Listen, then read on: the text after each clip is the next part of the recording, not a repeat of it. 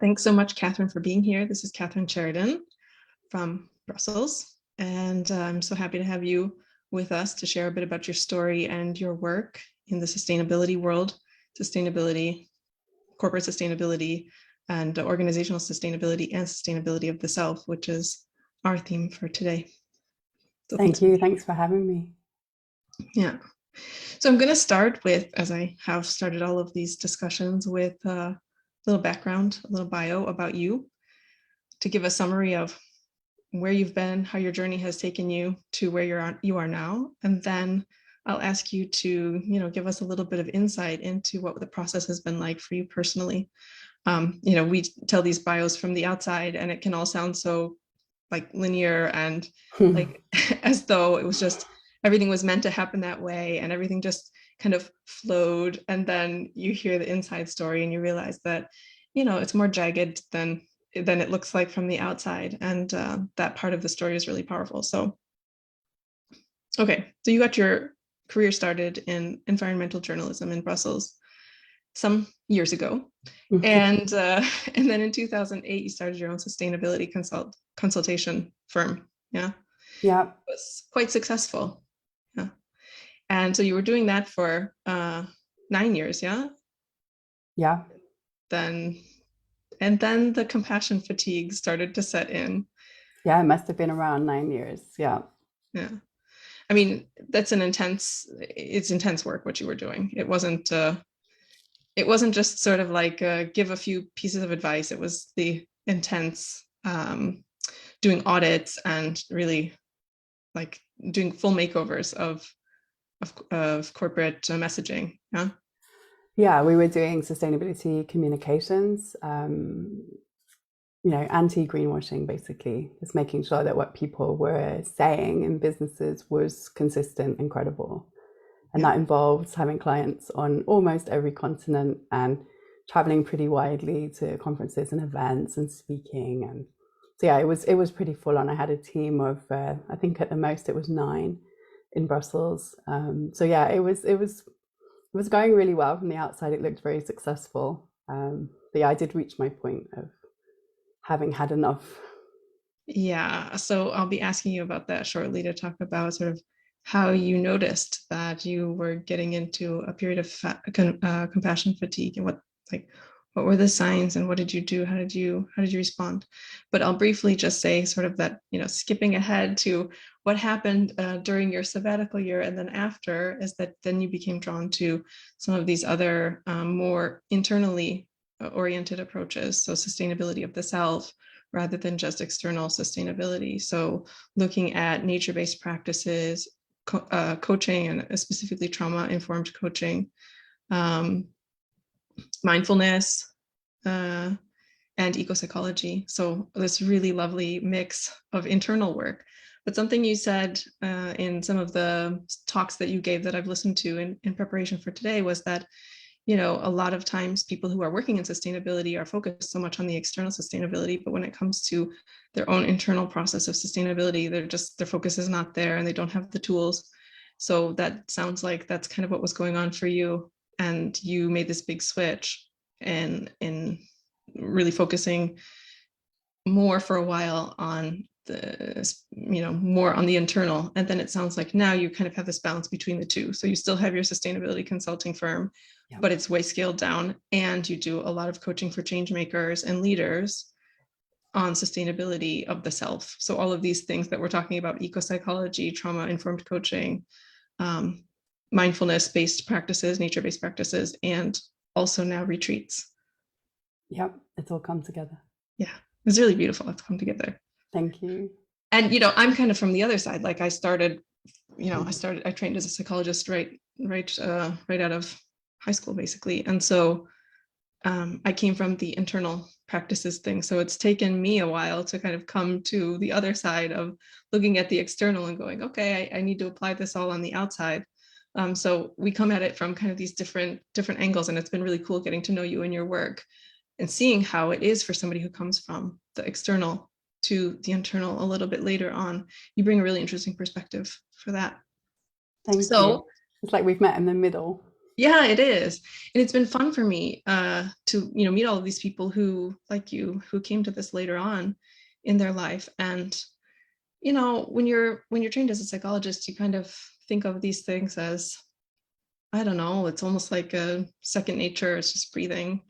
You don't think of it as these kinds of things to practice as much as a lot of people do when they come to it a lot later in life.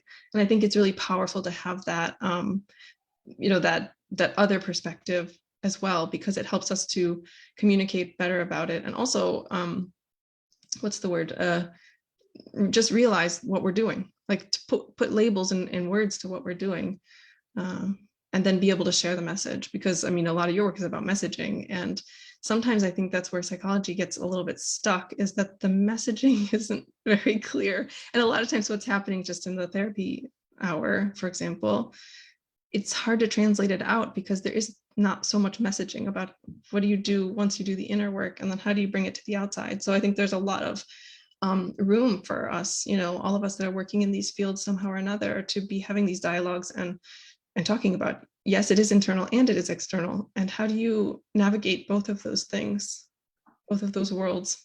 Yeah, it feels a bit like what you're saying, feels a bit like the integration piece. It's Yeah, like, depending, regardless of which direction you've come from, how do you integrate those two things when you've done some work and then you're trying to go back out and you're a slightly different person to who you were before. yeah, And then how do you translate that?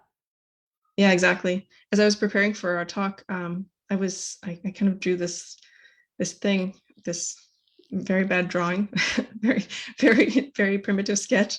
But it was kind of this idea of the garden of change makers, and how do you grow a change maker? And it has all of these roots and these things that you have, made central to your work. So self-care, integrity, self-compassion, courage, presence, honesty, clarity, focus on what's really important, rest, Yeah. rewilding, reconnection with the self, reconnection with nature. So, there's all of these things that it's really rooted in that. And it's both the external aspect of change making and the internal aspect of change making. And it has to be rooted in both of those worlds. So ultimately, your work is really balanced and rooted in both of those worlds. Yeah. Yeah, I think a lot about grounding. How do we ground ourselves in the inner work and in the outer work so that we don't lose our way? Yeah. Which doesn't come automatically for most people, I think. No, it's a practice. It is.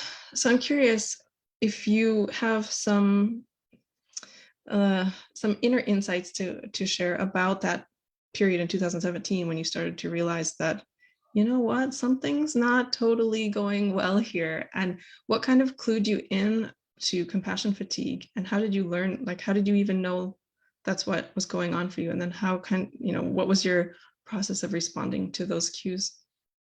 I'm not sure how I learned that it was a thing. At some point, I obviously discovered like secondary trauma or vicarious trauma or compassion fatigue was an actual thing, condition. I think at the time I didn't realize what it was, but I had been traveling all the time, and I think it had been building for a while. Because I was so dedicated to my consultancy and my team and my clients. It was actually a really nice uh, way of working, really nice team. So there was so much that was good about it. But I started to feel a bit more distant from the day to day. And it was probably just, I was removed from it because I was traveling so much. I'd be working from home quite a bit. If I got back from a trip, I didn't necessarily go to the office. And I think I just really started to feel disconnected from the day to day of the business, but then also the bigger picture, and just having that sense. And a lot of the coaching clients that I work with now are in a similar situation. They've got this job, so-called the dream job or the green job. And then the realization is there that I'm not making the difference that I wanted to. And I've been in environment since, 2000, 2001, somewhere around there. And in that time, it's only got worse, and so you look at your career and you've spent all these years and all this effort, and at the time, because I was struggling with it, it also felt like a sacrifice. There was a bit the sense of I've sacrificed so much for this. But when I look around me, it's just getting worse. And so then you have that sense of my work's not making a difference. And that's tough that's really tough. And I think that for me was the start of a kind of unraveling into compassion fatigue and stepping out of my business. There were some obvious signs of not being okay. And because I was traveling all the time, I always end up talking about these suitcases, but I was traveling and I would come home and I would like dump my suitcase and I'd kind of grab the few things that I needed to, but everything else would just stay in the suitcase. And because I was leaving again so quickly, I'd grab another suitcase and pack that. And so I would come home and there'd be like this explosion of, you know, half unpacked or not at all unpacked suitcases everywhere. And that was really a sign of things are not quite going as they need to. But that disconnection that I talked about with my colleagues and with friends when they were talking about environmental issues, I really reached a point where I said, I don't care. And I've spent my whole career, and I'm still doing it today, working on sustainability. And I literally reached a point where I was like, I don't care. And a friend called me, she's very tearful. I've just seen this documentary about baby elephants and it's terrible. And what can we do? And I need to do something. And I literally said to her, it doesn't matter, it's screwed anyway, we're screwed anyway, don't bother. Because I had no more room. I literally had no more room to hold that for myself, let alone for anybody else.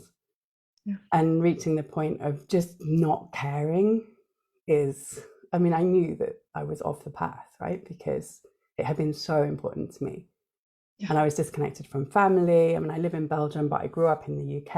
And so I wasn't really spending hardly any time there seeing family or friends. I was feeling very disconnected from life in general. So in the end, I decided to step out, and I took a sabbatical of a year.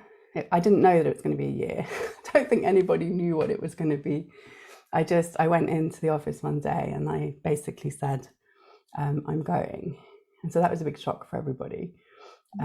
They were worried that there was something wrong, which, you know, there wasn't anything major wrong. I just needed some time. And yeah, it ended up being a year. How did it proceed for you? Was it like you took a few months and then, I mean, a few weeks, and then that turned into a few months, and then that turned, or was it kind of like, you know, somehow quickly you realized, okay, this is going to be longer than? Yeah, I think I realized I needed time, but I've always had that trust in myself, in my body. When I was in my 20s, I got chronic fatigue, like really badly, and I was in bed for a couple of years in my early 20s. And at the time, it looked terrible from the outside, but on the inside, I always had this deep feeling of trust in my body that actually I'm okay. You know, this is going to take the time that it takes, and I just had that trust that I will get better. My body's healing. It's going to take time, but not to panic about it. And I think it was something a bit similar with the sabbatical. It was hell in the beginning because my body clock was completely messed up from travel. My hormones were all over the place. So I wasn't sleeping. And then when your whole life has been work, which mine really almost all of my life was around work and my business. And then when I did stop, it was really like hitting the wall. Yeah. And physically, I felt like I'd been hit by a truck. I was physically in pain for a long time. Just when you stop, and I think the adrenaline, my cortisol, you know, stress hormones, everything was out of balance. Yeah. And when I stopped, yeah, it was really, really tough. And there was a lot of grief coming up, and I had to process a lot. It wasn't just physical. Yeah. I remember when I stopped as well. I took about 2 years where I was sort of half involved in anything, and then the rest of the time I was basically doing a meditation retreat. Nice. And I also remember that period where it's like you quit and you know you did the right thing, and yet you have all of this open space to have to feel the feelings that come with really taking a step out of life. And even back then, that was, for me, it was in 2008, and I was living half in the US and half over here in Europe. And it was like the time that the financial crisis, the big 2008 is when I launched my consultancy, which was like the craziest time to do it. So. Yeah. So in the US, I mean, I was in a really hard hit area. My family's in a really hard hit area. And just, you know, taking the time out and saying, okay, well, I'm going to choose not to work right now, when everybody's like losing their jobs and losing, you know, their life savings and everything, felt, yeah, it was tough to process. And I can imagine you doing that in 2017 when things are really like ramping up in terms of the, we see that the Paris Agreement isn't really having the effects that we need it to have. And people are becoming more and more aware of just how much we need sustainability. And then you're like, okay, bye. I'm going to take care of myself now. I mean, I can imagine that there's also something to process in that regard as well, like stepping away from the crisis. There is, but that's also saving yourself. And I knew that I had to save myself. Yeah.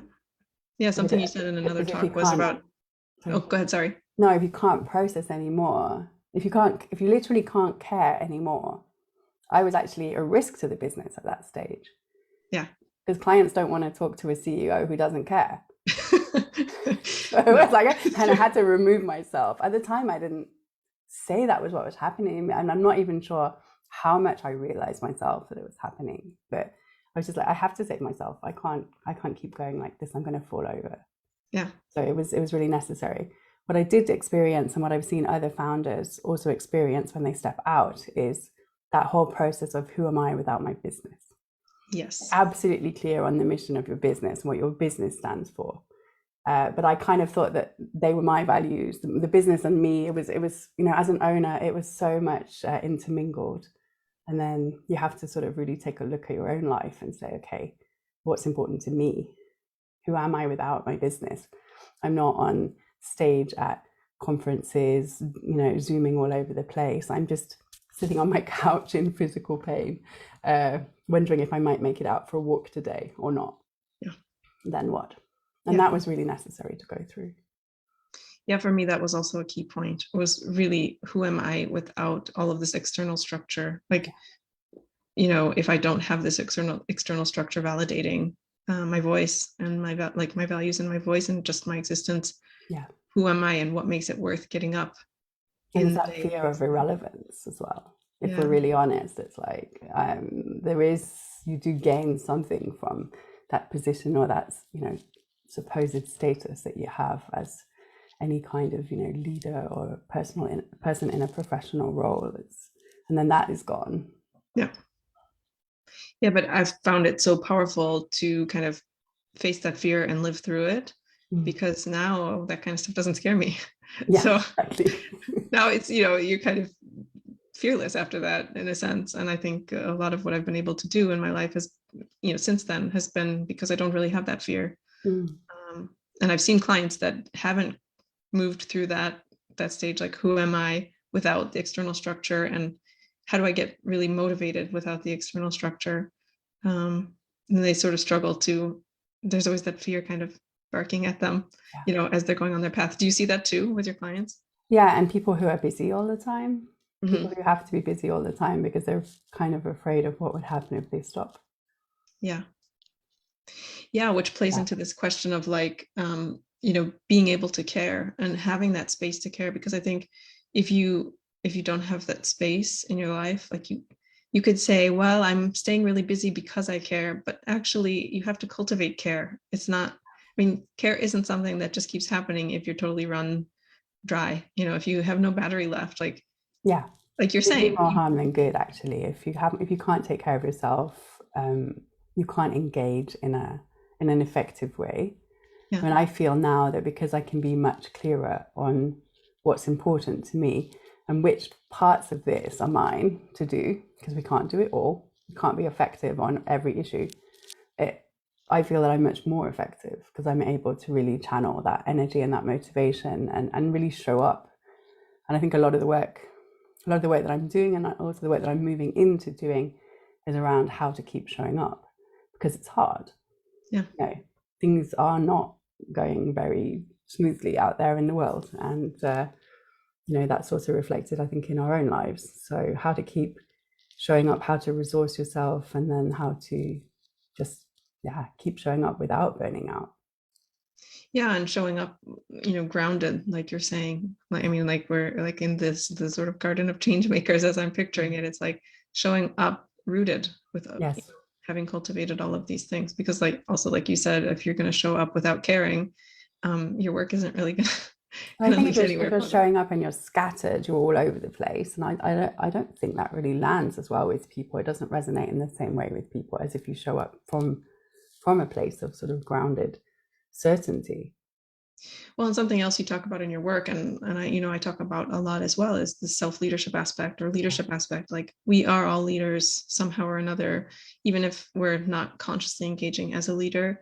We are motivating somebody else or inspiring somebody else, or um, somehow affecting the people around us. Like you say, it's like a ripple in the pond or whatever. So how you're showing up, if you're showing up with presence, then the people around you are learning what it's like to show up with presence and be engaged. I mean, even when things are really tough, like something you've talked about in your journey is that you've been able to come back to a place of hope, even amidst all of the everything that we see. I mean, So this naive. the situation is not pretty, and yet, Mm. you've I was going to say clawed your way back to hope. Maybe that's a bit Pretty too much. dramatic. Calmly clawed my way back. Calmly clawed your way back. So, yeah, but which speaks a lot to this ability to be to be an effective leader or an inspiring leader, um, whether we're talking about, let's say leader with a big L or a leader with a small L, I you think know. that we're all leaders in our own lives. Yeah. And like you said, the ripple effect that we have on other people, even if it's only in our own life or with a family or a couple, we do have an impact in everything that we do. And I am back to a place of hope. I would call it sort of measured hope, because on some days I do think that it's too late and that we are really doomed. And it's just a question of how uncomfortable it's going to be and how quickly. And on other days, I do still feel that we have a chance to calmly claw back, or maybe not calmly, get still make a difference, still make some change. Yeah. And I mean, like you said, even if there is doom, there is a period between now and whenever we define the moment of total doom, that we're still alive.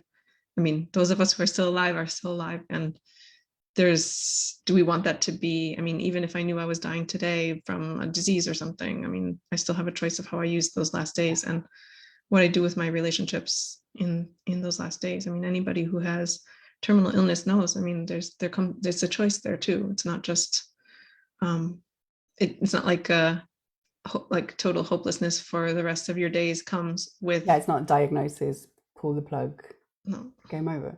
no, I no. mean, in terms of the planet, it's a question of how uncomfortable are we prepared to be? Right. Because if we look at the wildfires and the mudslides and the floods, and we've even had floods, in Belgium, Germany this summer, when we look at that, that's as good as it's going to be. And that wasn't really very comfortable, and it's only going to get more uncomfortable. So how much of that do we actually feel able to deal with? And I don't think that people are very resilient right now. So can we actually deal with more of that?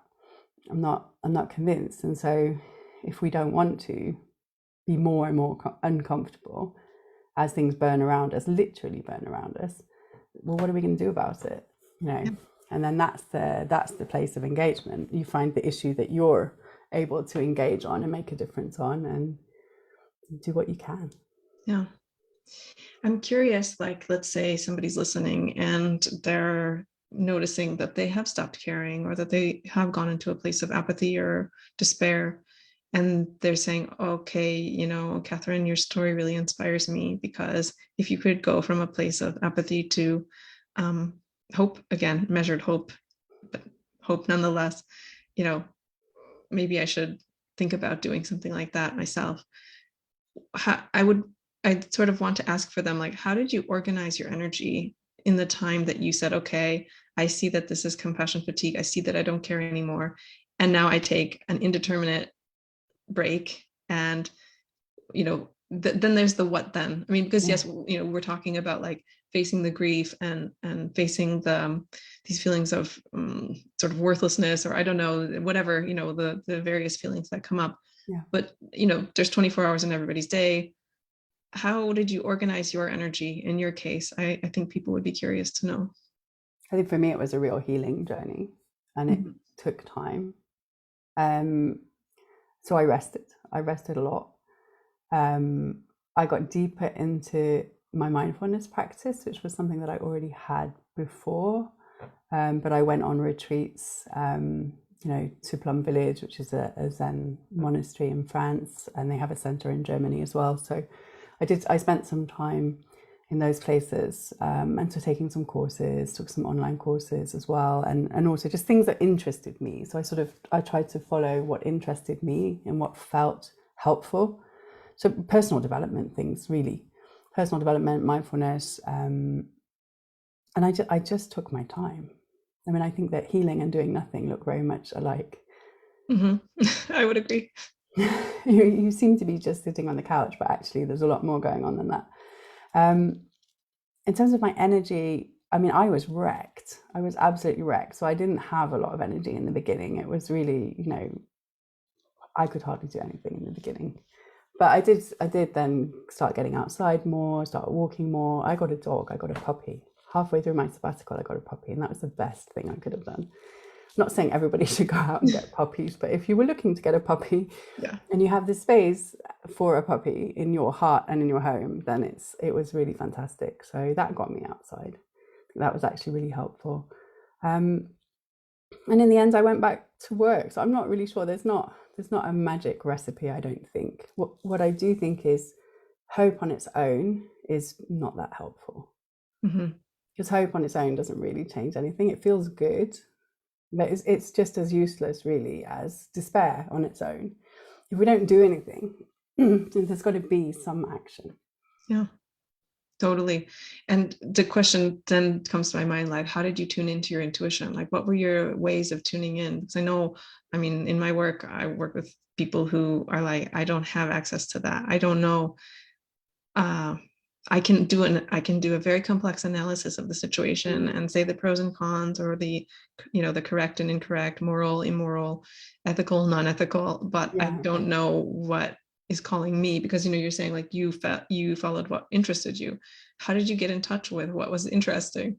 Yeah, I think I've always been lucky in the sense that I always had a good gut feel. So I've always been pretty instinctive. I built my business like that. So people would say, oh, what's the business plan? What's the exit strategy? What's this and that? And I would just, no, we're just doing this because it seems to be the right thing to do.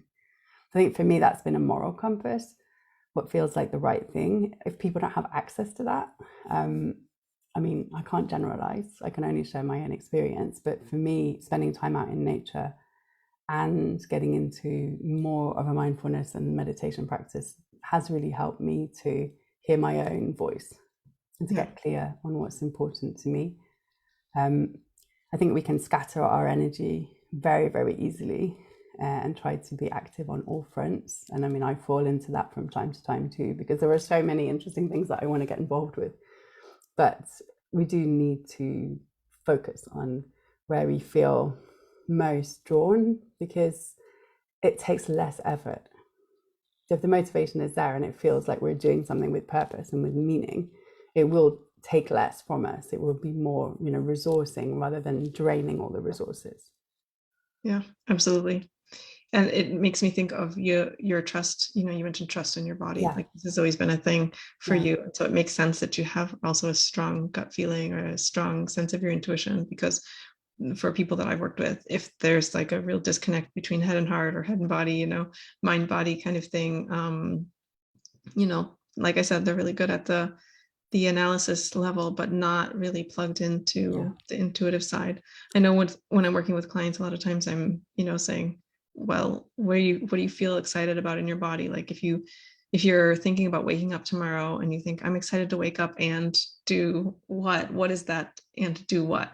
And I wonder if, what your commentary would be on the trauma aspect of it. Like, because I know for a lot of my clients, it's that it wasn't safe to be in touch with their intuition for some reason or another, because of parents, because of school, because of, cultural norms or something like that. And so a lot of times that's what we're working on. Like, how do we just restore a healthy connection with a non-triggering connection with your intuition? I'm curious your thoughts. I've had to learn that too. So I always had the trust in myself, but that was a very foundational thing. So trust in my body, but I was also a disembodied head for like 40 years. So I couldn't have answered that question a few years ago. When I first went into any kind of, embodied work and trainings around that, it was like, what do you feel in your body? And I would answer with an emotion. So I think it's very, very hard. We've not been trained to feel our bodies. I'm still working on it. I'm still training on various, somatic things, and I'm, how much body-based work I can bring into my work. But I would say I'm very much a student of that. I was like a head on sticks for 40 years, just like walking around this little head. There wasn't a lot going, there wasn't a lot of sense of how my body felt. I think that is a trauma response. For many, many people, that's a trauma response. It's not safe. And I've had weeks where I've been on retreats in the monastery when I have literally cried from the start of the week to the end of the week, just because, so much stuff is coming up, and starting to feel a little bit safer in an environment like that, where then I could allow myself to open a little bit.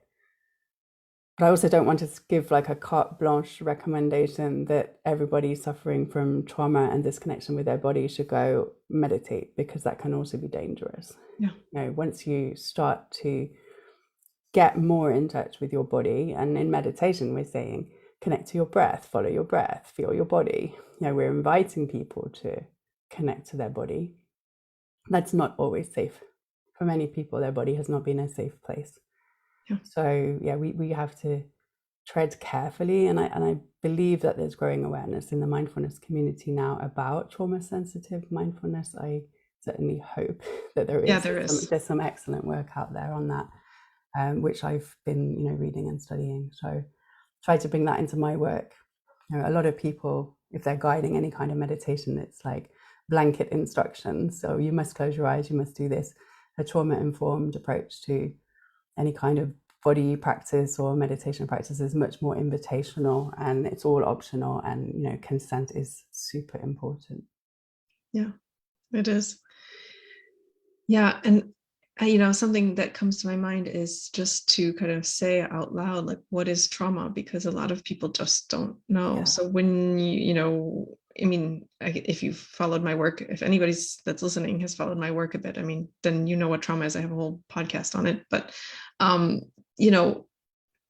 trauma is kind of if you can describe it different ways, but it's sort of this overwhelm of the body that just can't process anything more, and so a part fragments off. And so trauma is sort of a fragmentation, and it doesn't have to be war or assault or severe abuse that leaves parts of your body, parts of your body mind, fragmented from the other parts. So I've seen this with people who are really high performers. My career has been a lot focused on high performing people. How do they perform even better than they're already performing? And so a lot of times they would come to me thinking they don't have any trauma because they're already performing, they're high performers.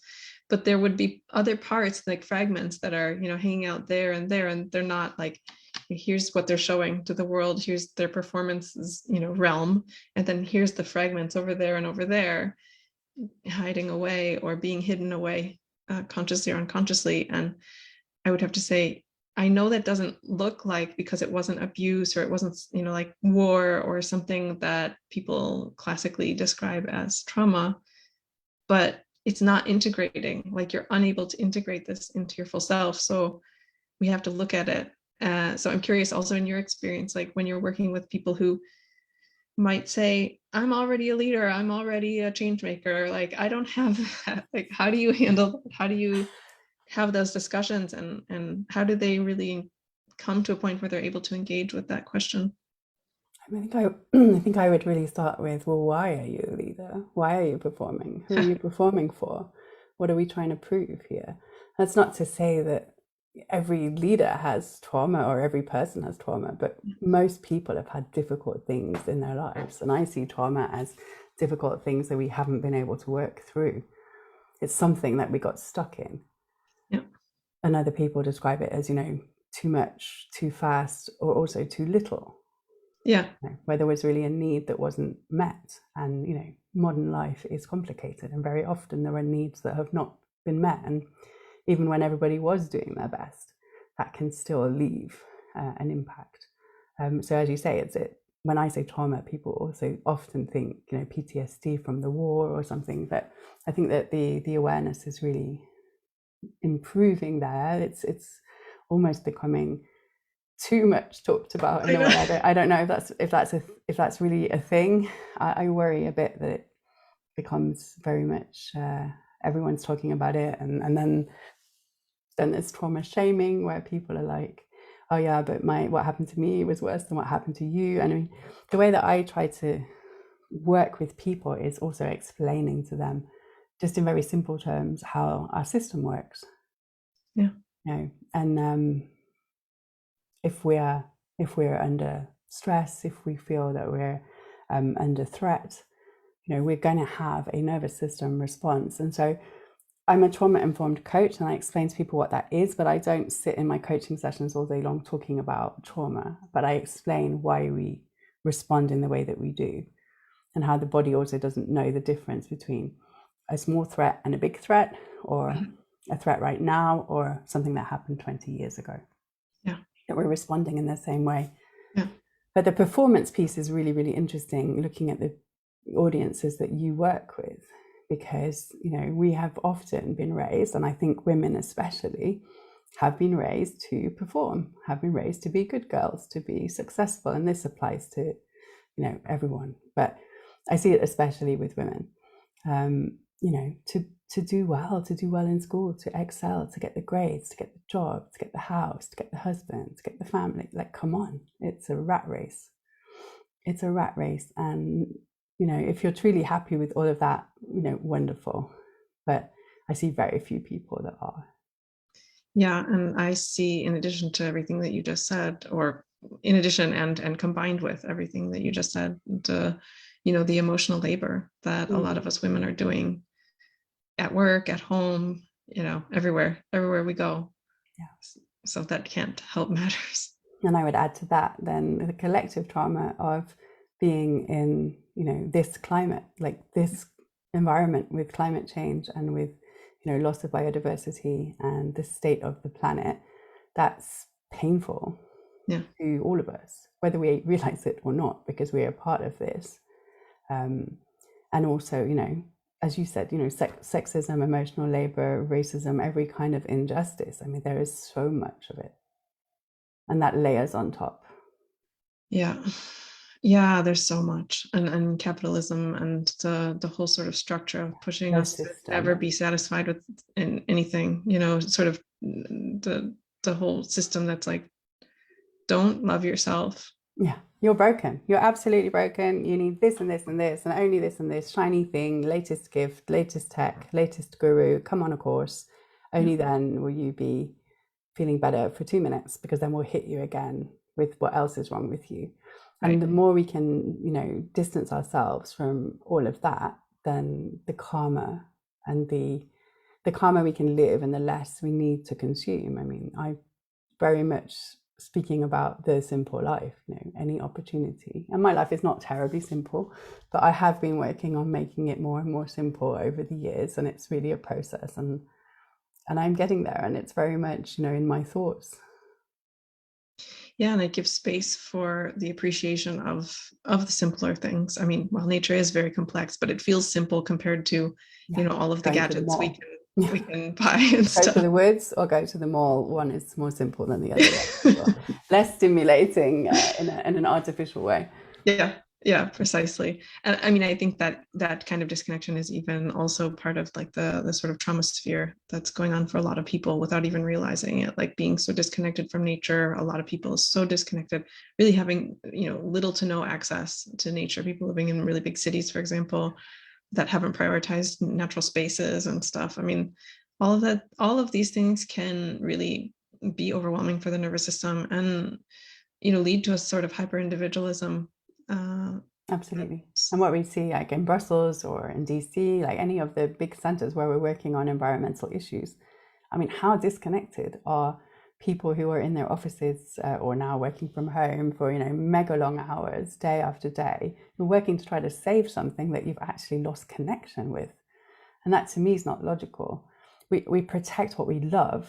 Yeah. If we don't have not just an abstract appreciation of nature and the environment. I think it's really hard to, in an embodied and committed way with presence, to really show up every day to, you know, fight the good fight. Yeah. And my dream would be to get, you know, as many people from Brussels, from the environmental organizations, out into the woods and take them on a forest bathing walk, you know, on a regular basis. I think that's needed. Absolutely. You know how they have like forest schools for kids. I Oh, would I love love that. forest I love that. offices. Forest schools for sustainability people. It's a great idea. Yeah, yeah, precisely. But I mean, this is a big part of your work now, right? Like the forest walks. Yeah, I coach in the woods, and I'm trained as a forest bathing guide. I mean, I do more sessions online than I do in the woods, but I do take people out in the woods, and it's a very different atmosphere. And for people who find, you know, not everybody finds this engagement comfortable. You Yeah, know, the screen, I'm looking at you in the face, you know, it's very much like straight on. If you're walking side by side with someone, or you're walking just behind someone and you've got the trees and you've got nature, it's a very different environment, and people can often find that they can tell things out there that they wouldn't be so comfortable to talk about, you know, with me like looking at you. It's a lot less intense, yeah, but it's still very effective. yeah. One of my friends, Eric Windhorst, was on my Gifted Trauma podcast recently, and we were talking about his work. He's an ecotherapist, and Yeah. we were talking about his work with clients. He was giving the example of walking. You know, he does a lot of nature walks with his clients, and he gives this great example of walking. And there's a woman he's been working with, and she just can't make a decision about a relationship. You know, this way or that way, this way or that way. And then so over a bunch of sessions she can't make the decision, and then they go for a walk and there's a fork in the path, Yeah. and suddenly it's like the natural space and the physicality of it just brings it home, and then she just makes the decision without any drama, and is happier for it. And so Yeah, there's nature's full of symbols and metaphors. If you yeah want to see them, you know, you can simply just go for a walk to slow down and to connect with nature. So if I do a coaching walk, I might add some exercises from forest bathing, but I might just take them on a walk, and we'll just have our coaching conversation walking. Or, you know, a forest bathing walk where we don't really walk very far. It's more about mindfulness exercises, connecting with your senses, and just being able to slow down. And, you know, I don't advocate slowing down just for fun. Like when we slow down, we can hear what's going on with us. We can be much, much clearer on what we need and what's real, and we can see what's going on. And we need to get out of our own way to do that. And we're so surrounded by, you know, tech and artificial lighting. You know, we are so disconnected from any kind of wild that just even just going for a walk, you know, here close by in the woods, it's not like going to the Alps. It's just literally, you know, a little bit of woodland, but it's sufficiently different from our everyday environment that, you know, it makes a difference. Yeah, and I think with your work, that's really, I mean, there's something really key in the way that you talk about these words that can be buzzwords like authenticity and presence. They can sound sort of like these hollow, buzzwords, but when you talk about them, I mean, there's this element of when you're going into the woods, you're being present there, you're being authentically yourself there, and like authentic nature, interacting with authentic nature. And it gives a totally different viewpoint than some of these sort of more egoic ways of engaging with this. Like something I've worked a lot with clients on, this authenticity question, is like, a lot of times they're trying to make an authentic public picture of themselves, Mm. and so it's kind of this egoic approach that's like, It's the performance. yeah, it's a performance, and that's not really authenticity. I mean, yes, you can have a performance that you do it authentically, but it's not the same thing as performing to be authentic. The authenticity starts, it's more like an abundance thing, and that Yeah, goes and out into your performance. connection to yourself and to what's around you and what's important to you. Yeah. Yeah. And like you said, not necessarily just taking it into an office and being there all the day long and being a head on sticks. Yeah. I mean, I love coaching on Zoom actually, because I do find that I've always done a lot of things on Zoom, even before, you know, lockdown. And I do really enjoy the connection. I do feel that I can build connection with someone on Zoom, and I think, you know, being present for that is really important. But if we are just in offices with bright lights all day long, it's overstimulating. It's really too much. Yeah. At least I find it's too much. Oh yeah, for me too. And if it's all the time, then I sort of lose like the natural rhythms of my human body, Yeah. and like natural times where maybe I shouldn't have something in, directly Yeah, in like front of my and face. it's winter. You know, it's winter. We should Yeah. be more normally. I don't mean should in terms of judgment, but in the natural way of things, we would be resting more. We would be, you know, hibernating a bit. We would be, you know, reflecting. The leaves aren't green all year round. You know, they have to fall off so that new ones can grow. It's so simple when we look at nature. It's so obvious. Yeah. Okay, so one last question before Okay. we start to close. What do you find that your clients struggle with the most when they are, starting into some of these questions? What are the one or two or three main things that they just really struggle to take a step over or to take a step into? I think when you're someone who's engaged in like big important causes like, you know, environment, climate, racism, um, being told to slow down is quite challenging.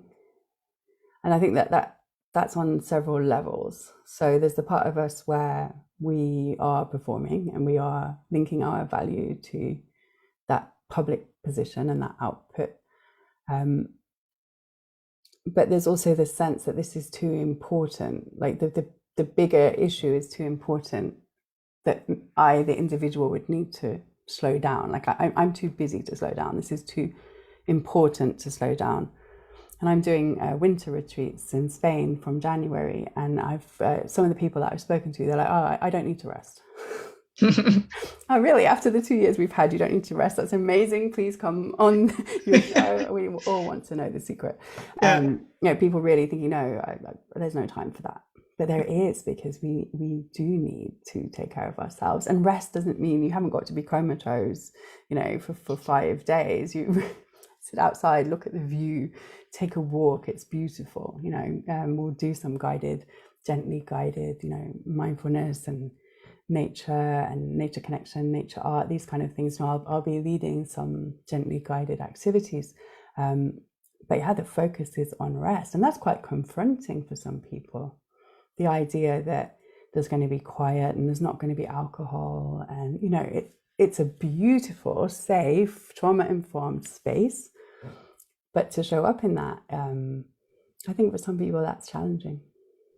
Oh yeah, I've seen that as well. Even just in the more like local space of coaching, you provide this really nice open space, and sometimes people literally get triggered by having that nice open space. And I mean, that's known in the trauma world as well. Like you can be triggered by love after you've not experienced love, or you can be triggered by attention after you've experienced neglect.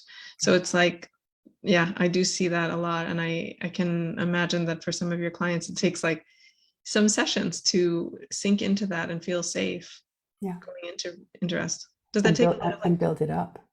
Build it yeah, up little exactly. by little, you know. It's not and I mean, a retreat is more of an immersion, but for people who don't feel able to immerse themselves, and that's, you know, something that they can practice in small doses by themselves, with a coach, with a therapist. Do you have people that with the retreats that you prepare, you help them prepare to be ready to go to a retreat? I think that might happen. We'll see. Yeah. Yeah, we'll see. I haven't had anybody specifically asking for like pre-retreat preparation, but we will see how that works out. Yeah, I mean, I was telling you before that, for me, being on some retreats was crucial. Like when we talk about at the beginning, we talked about organizing your time during your sabbatical. And for me, if I hadn't had those retreats during my sabbatical, I don't know how I would have organized my time. It was like this space away that really helped me to reflect on what mattered the most. And just to, like you said, you were crying from beginning to end in some of the retreats, and, to just let go of some of that old stuff, the baggage that I'd been carrying around. So I can imagine that it could have been nice to have somebody preparing me Yeah. for that and going, okay, here's what I need to be ready to do, just to have that safer space. I mean, I didn't have that and I made it through okay, but I can imagine that for some people having that preparation could be nice. I would have enjoyed it, I think. Yeah, I mean, I think with the winter retreats that I'm doing, it's going to be very gentle. So it's a different kind of retreat to the sort of the Buddhist retreats that I've been on, where, you know, I was completely melting down. I don't see that. I mean, of course, it can always happen, but it will be a very gently held space for people to come and to have quiet and to rest, and then to reconnect with themselves, and, you know, through some gently guided activities. But the simple life again. The simple life.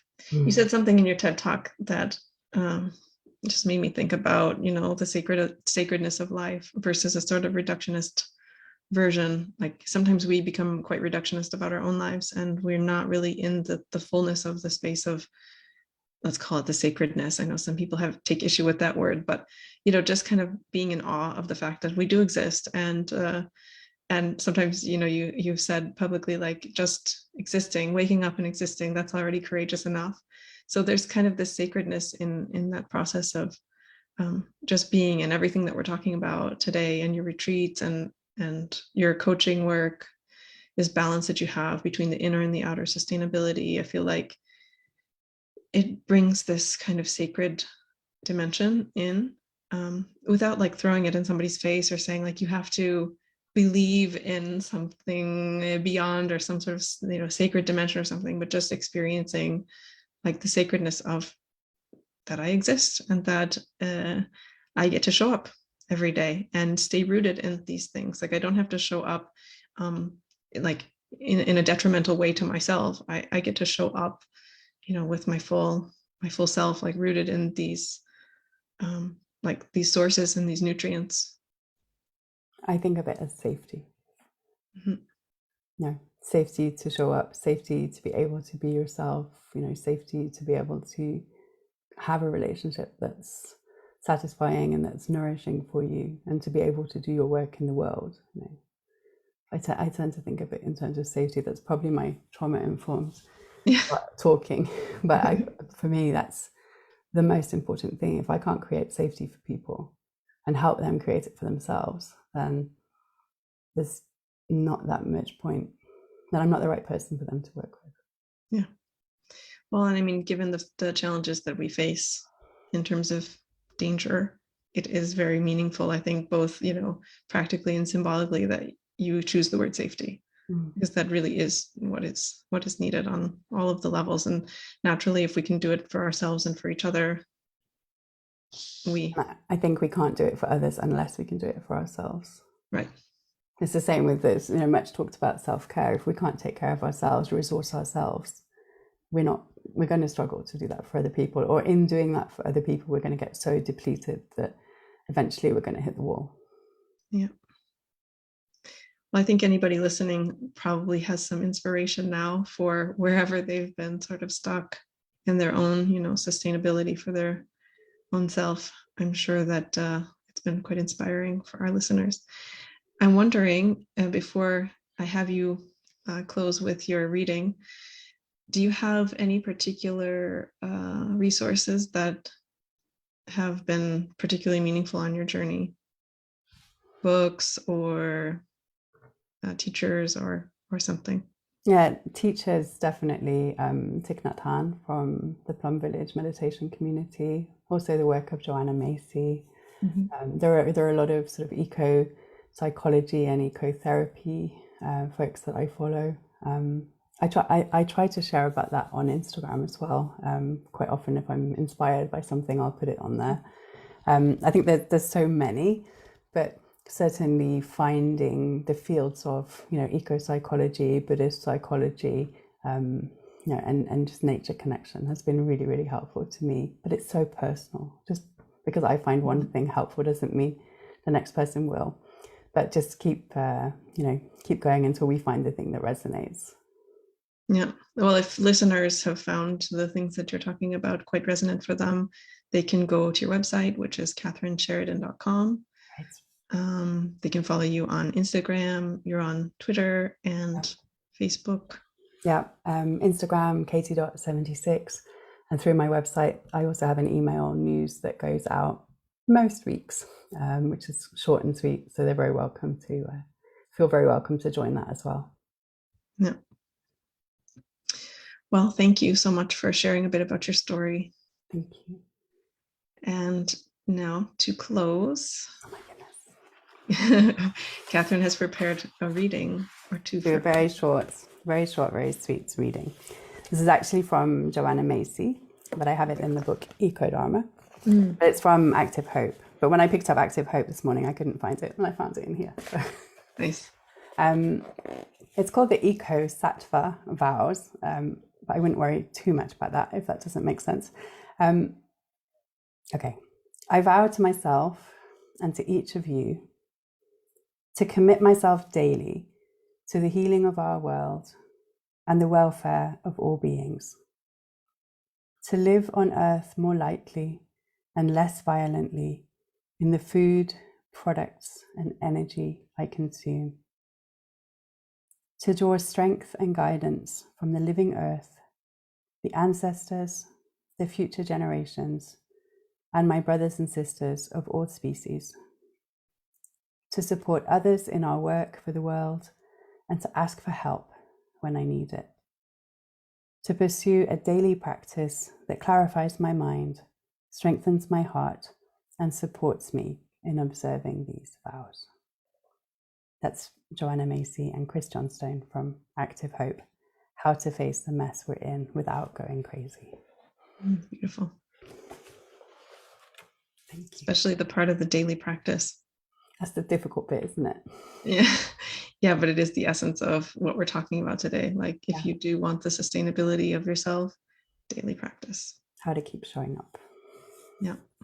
Yeah. Absolutely. Really beautiful. Thank you. Okay. Well, thank you again so much for joining me, for taking the time with me before in the prep and now. Oh, you're very welcome. Thanks for having me.